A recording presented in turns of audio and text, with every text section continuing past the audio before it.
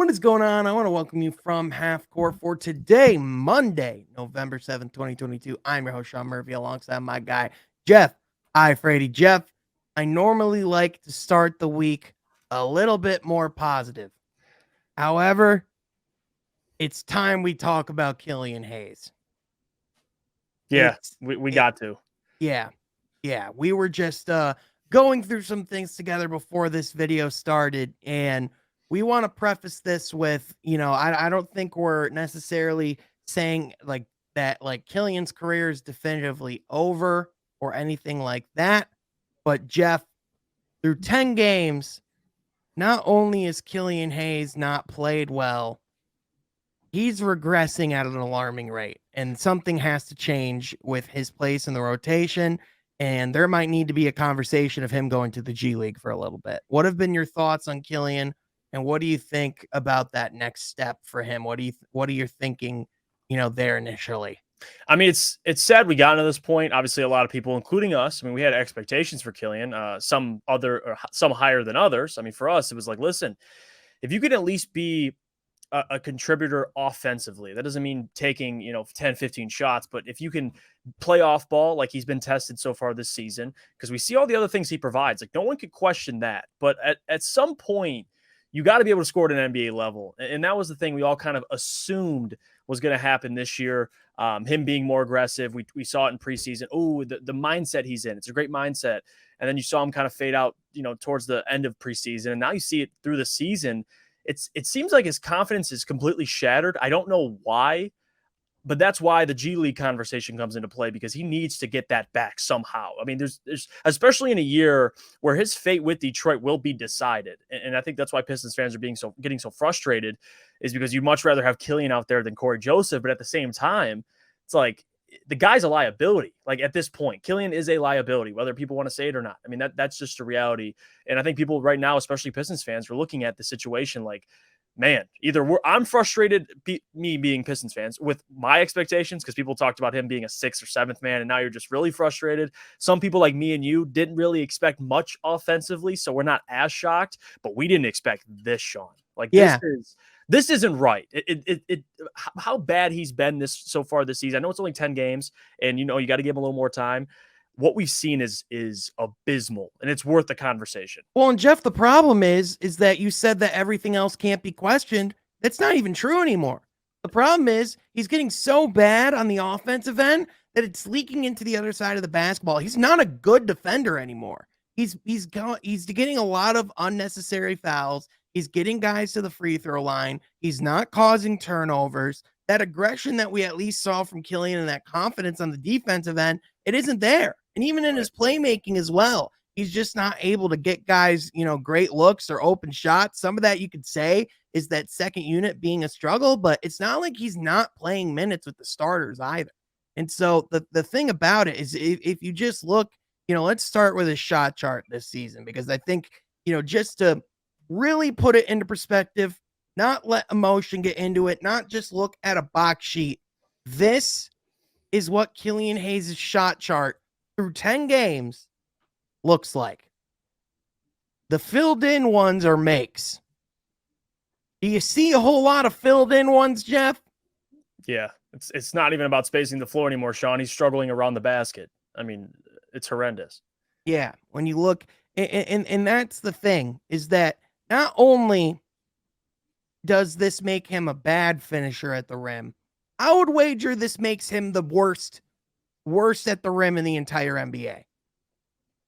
When he's only gotten stronger, when we saw in the preseason that he actually was getting better in that area, now, for whatever reason, once we've gotten into actual NBA minutes, this comes back to where it's a mental thing. Right. Because when he was taking it confidently to the rim in the preseason, a lot of times that being around the rim was his best weapon, right? And I mean, at times we've seen Killian be able to go to the rim and, finish via a dunk, right? Like, we know that that's in his repertoire. We know the physical gifts that he has, that he can do that on a consistent basis if he so chooses. But Jeff, He's going back to a lot of the mistakes he was making his rookie year, beginning of his sophomore year, and if anything, it's worse now, and that's the problem. He's averaging, if we look at the numbers, bring those back into the equation, he's averaging 2.7 points per game on 18% from the field. Yeah. He has more assists than points this season. The only other player that currently has that mark, Ben Simmons. And when you look at their struggles, when you look at the problems that they're facing, Jeff, you can't help but compare the situations.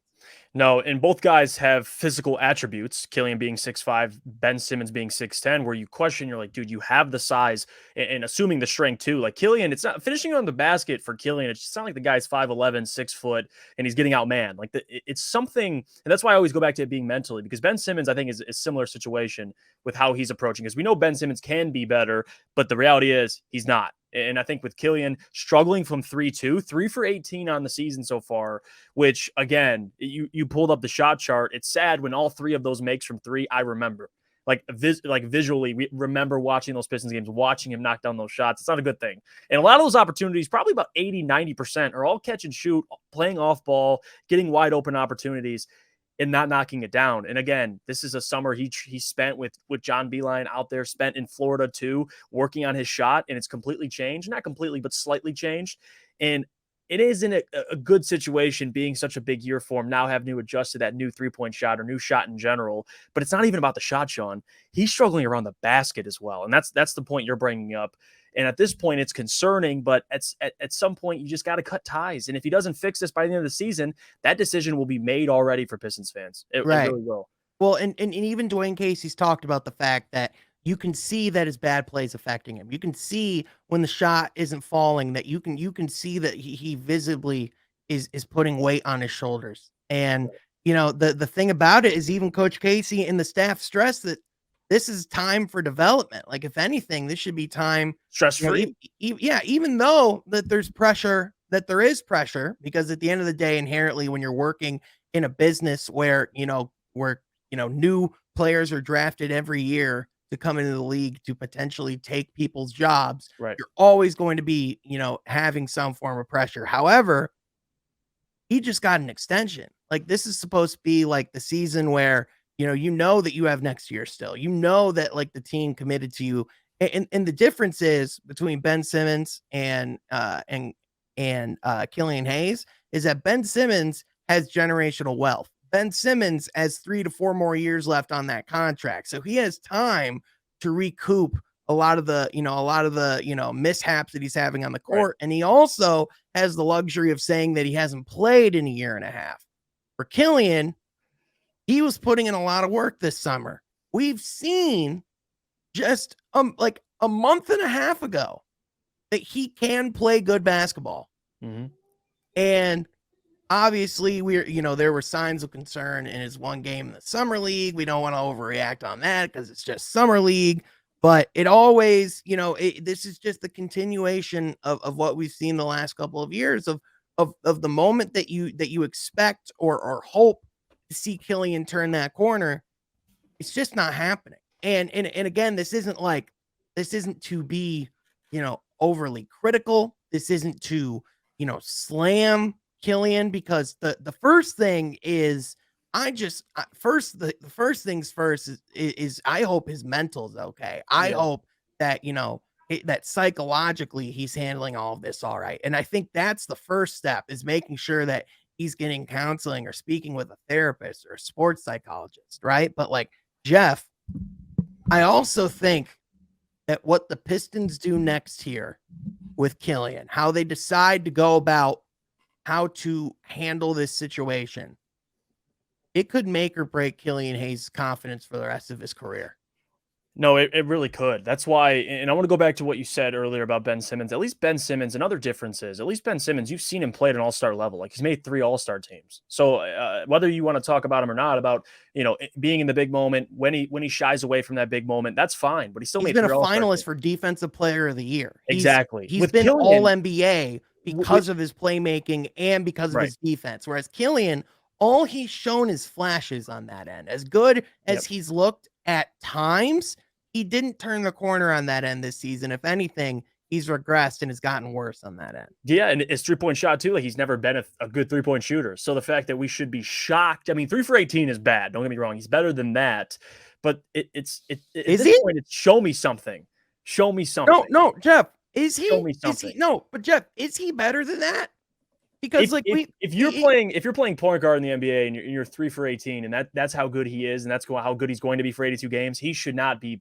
I'm sorry, on an NBA roster. Like you can't be a complete liability and not bring, especially like we were talked about, especially if you're not defending as well as you used to. The turnovers are up. Like now, what does Killian provide? Like at this point, and here's the other piece of it too, because again, not trying to be mean here. This does not, the negativity of this video is not of the purposes to slander or trash a human being, but rather have an objective discussion about this player's development, what's best for them, what's best for the organization, because that's at the end of the day what matters here, right? If we're talking about what's best for the Pistons and what's best for Killian Hayes, it might not be giving him 17 to 20 minutes a night on the floor right now, because it seems like, especially playing at the NBA level, his confidence is getting killed. And if you look at his significant sample sizes leading up to, before this season, because we had about, 82 games of Killian Hayes going into this year, or 92 games, right? I should say. Rookie year, 27% 3-point shooter. Sophomore year, 26% 3-point shooter. Third year, 16% 3-point shooter. He's getting worse as his career's gone on. The changes that he made to his form, I couldn't tell you, because it seems like they've, his shot, like you can make a lot of changes, or you can try to make changes to your jump shot. But like at a certain point, if you're not like putting in enough reps, or if you're not putting in enough like mechanical, like with Blake Griffin, he changed his shot. Right. And at a certain point in Detroit, he became a good 3-point shooter.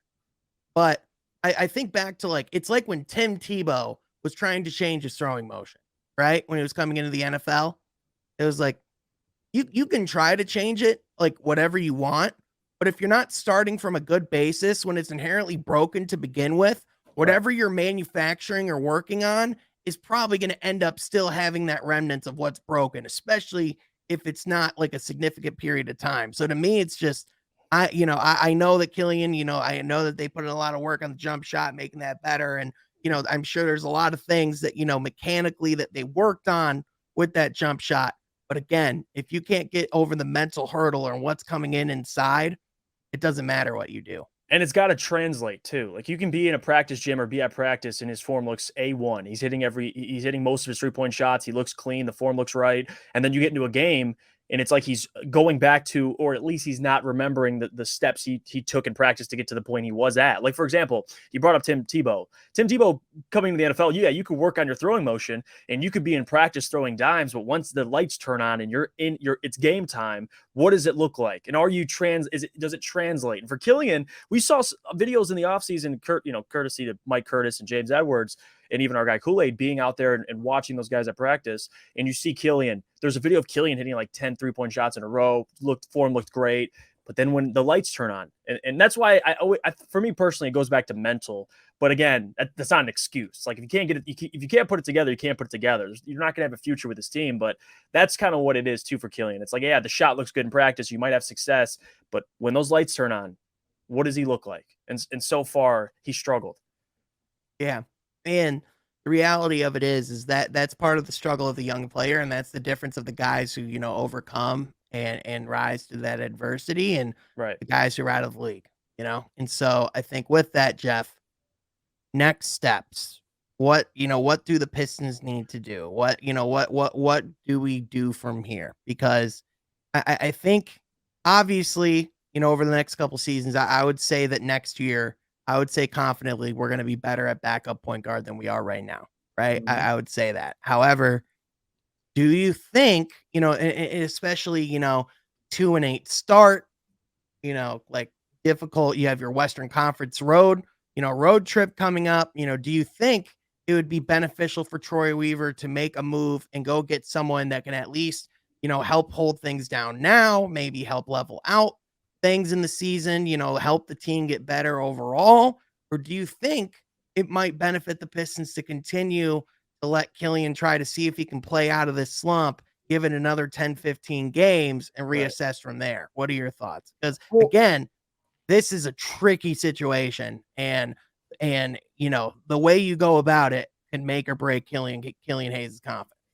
and I think for Troy, he's got to look at it from a perspective of where do you think this team could end up? And if he thinks, well, this team is still a year behind, they're probably going to miss the play in, they're only going to win 30 games. In my opinion, you let Killian roll. Like at this point, I don't think you trade for a backup point guard unless you felt like this team was play in bound, or at least you trade for a backup point guard, maybe that has a contract already attached to him and you want him, for the next couple of years, that's fine.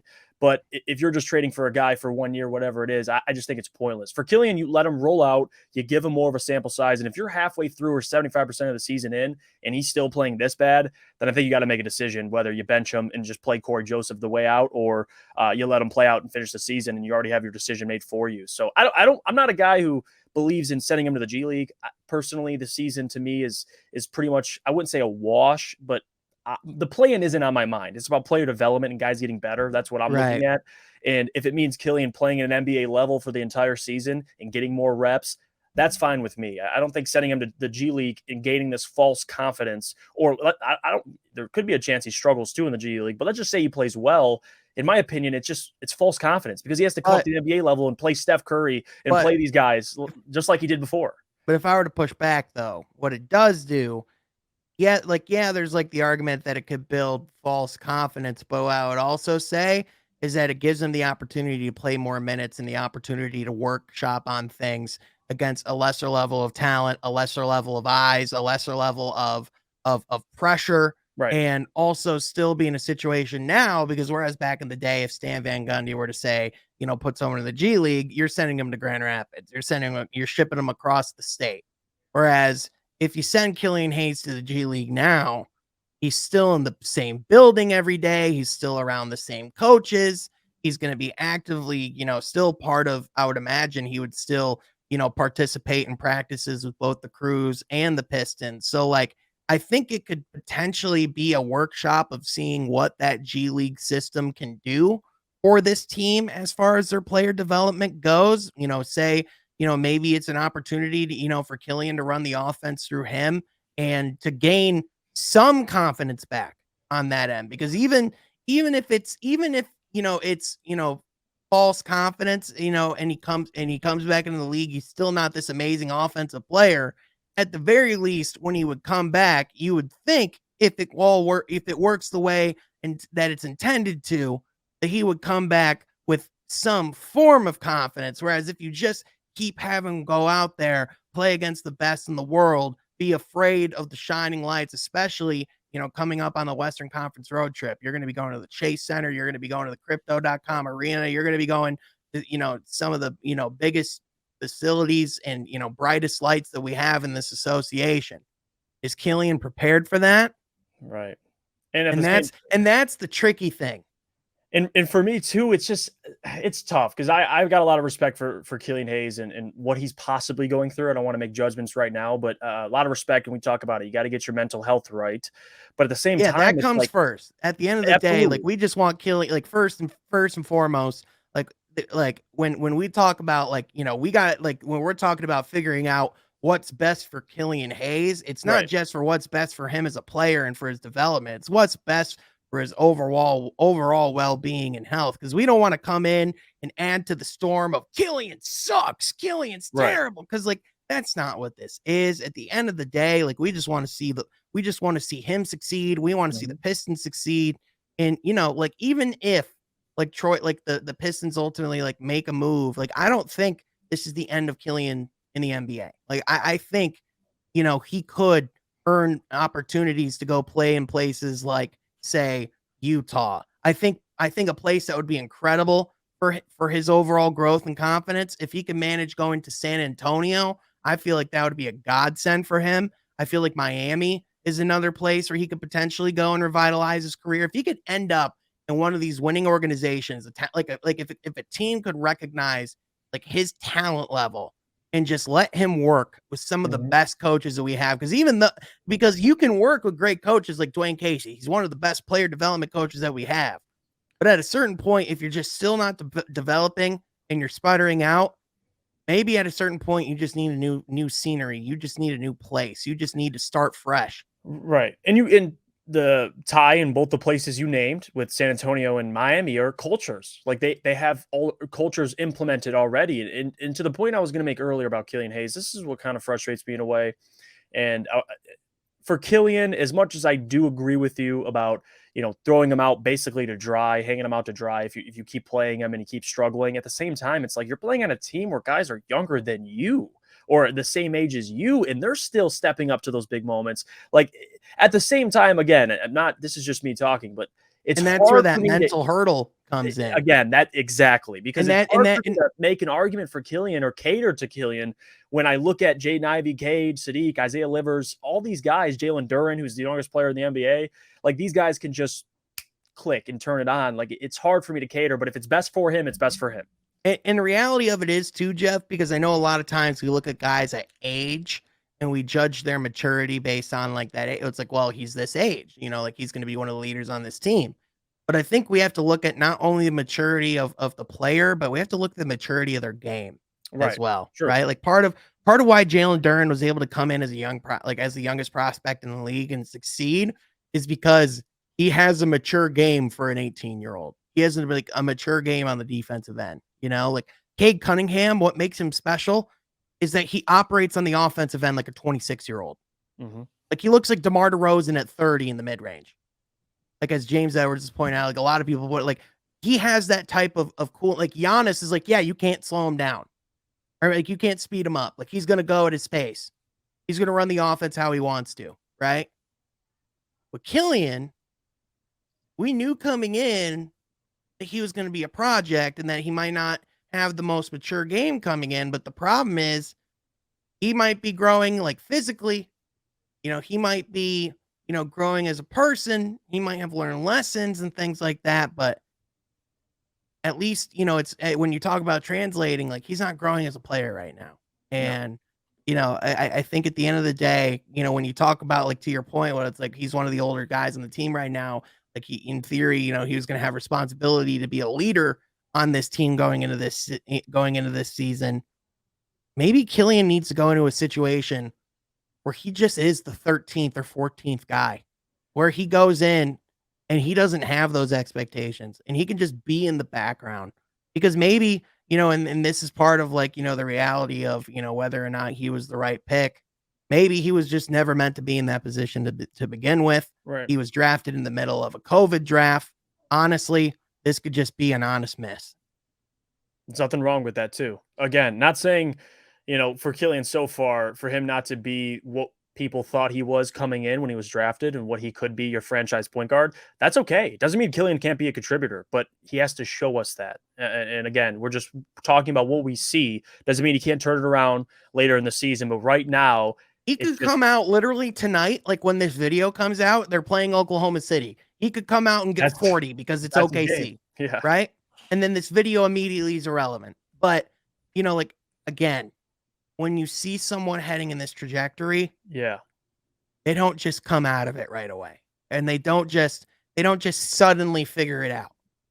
Like the reality of it is a lot of players who end up, starting in this trajectory, very few players get out of it. And that's why the alarm bells are ringing in my head.